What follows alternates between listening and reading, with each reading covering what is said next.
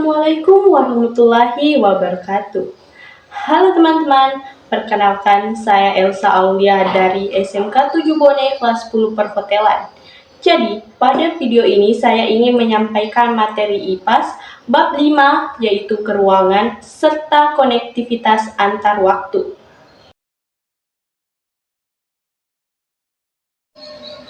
Aspek ruang. Ruang merupakan suatu tempat di muka bumi yang dimanfaatkan untuk aktivitas individu maupun kelompok. Nah, aspek ruang itu meliputi wilayah darat, perairan, udara, beserta kelengkapan berbagai organisme biotik dan abiotik. Nah, salah satu contoh interaksinya yaitu penduduk di wilayah pantai dan pegunungan.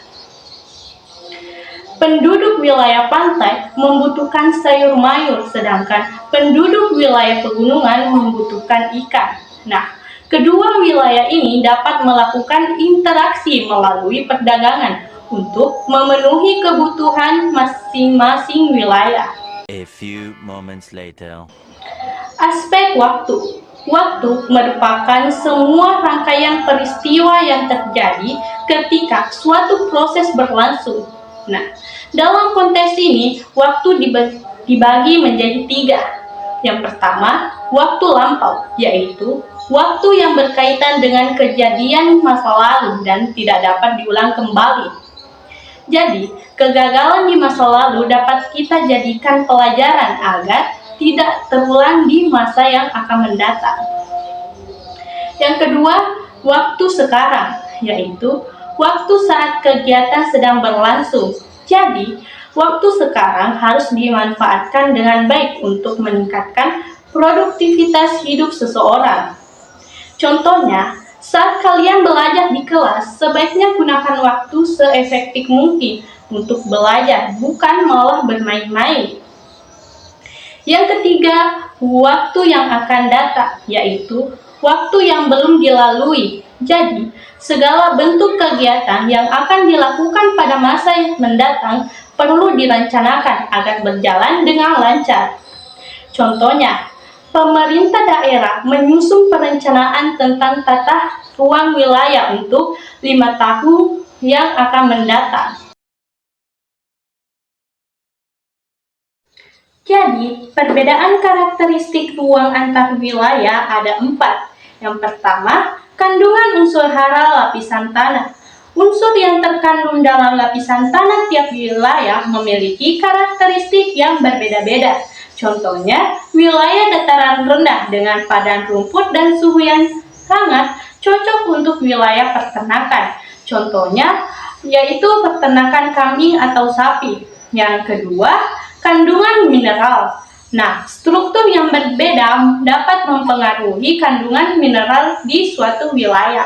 Yang ketiga, keanekaragaman hayati. Keanekaragaman ini menyebabkan adanya perbedaan flora dan fauna di setiap wilayah. Contohnya di wilayah Indonesia. Yang keempat atau yang terakhir, lapisan atmosfer. Jadi, tiap daerah memiliki karakteristik cuaca yang berbeda-beda.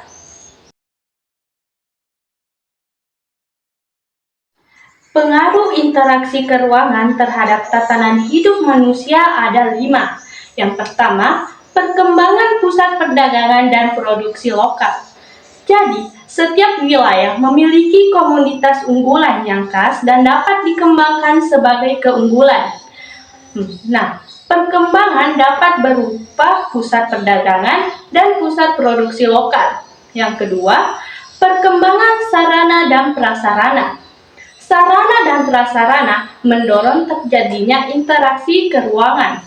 Contohnya, kemudahan mengakses transportasi perpindahan barang. Yang ketiga, perubahan penggunaan lahan. Interaksi keruangan menuntut ahli fungsi lahan sebagai tempat pusat perdagangan, infrastruktur transportasi, infrastruktur jaringan komunikasi, dan tempat hunian penduduk. Yang keempat, perubahan orientasi pekerjaan. Nah, masyarakat beranggapan bahwa pekerjaan di sektor jasa lebih modern. Dan yang terakhir, perubahan sosial. Perubahan tatanan sosial akibat interaksi keruangan merupakan bentuk upaya memudahkan seseorang untuk memenuhi kebutuhan hidupnya. Nah, dampak dari perubahan tatanan sosial yaitu dapat terjadinya forum kerjasama antar wilayah dan akulturasi budaya akan saling mempengaruhi interaksi antar ruang. Bentuk interaksi keruangan yang melibatkan pergerakan manusia, barang, serta gagasan atau ide ada 3 poin. Yang pertama, perpindahan penduduk atau migrasi. Migrasi merupakan interaksi antar ruang yang mengakomodasi pergerakan orang dari satu wilayah ke wilayah lainnya. Jenis migrasi terbagi menjadi 8. Yang pertama, imigrasi, orang dari luar negeri ke dalam negeri. Yang kedua, emigrasi, orang dalam negeri ke luar negeri. Yang ketiga, urbanisasi, penduduk desa ke kota. Yang keempat, ruralisasi, penduduk kota kembali ke desa. Yang kelima, transmigrasi, penduduk antar pulau dalam suatu negara. Yang keenam, evaluasi, penduduk karena adanya bencana alam di suatu wilayah. Yang ketujuh, sirkulasi, penduduk yang bersifat sementara untuk keperluan yang mengharuskan menginap. Yang ke-8, komutasi, penduduk desa ke kota yang bersifat permanen. Nah, bentuk interaksi yang kedua adalah komunikasi.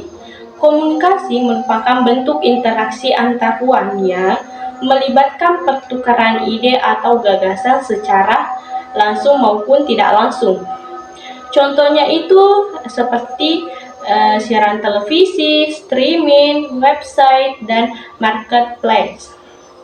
Nah, bentuk interaksi yang ketiga adalah transportasi. Bentuk interaksi antar ruang dalam pergerakan barang dan jasa dari daerah satu ke daerah lainnya ada 2. Yang pertama, itu perdagangan internasional atau ekspor dan impor. Yang kedua, pengiriman komoditas perdagangan dengan transportasi laut, udara, dan darat. A few moments later.